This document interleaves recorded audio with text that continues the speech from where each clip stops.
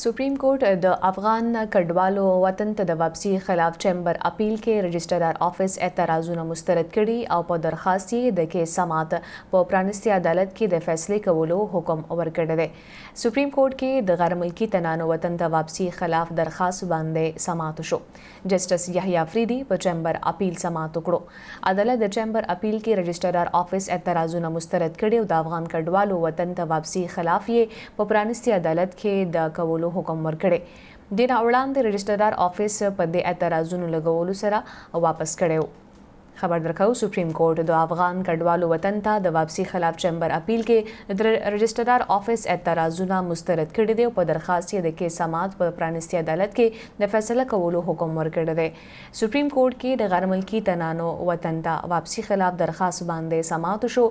جسټس یحیی افریدي په چیمبر اپیل سماعت وکړو. عدالت د چیمبر اپیل کې رجسټرار افیس اعتراضونه مسترد کړي او د افغان کډوالو وطن ته واپسی خلاف کیس یې په پرانستي عدالت کې د کولو حکم ورکړي.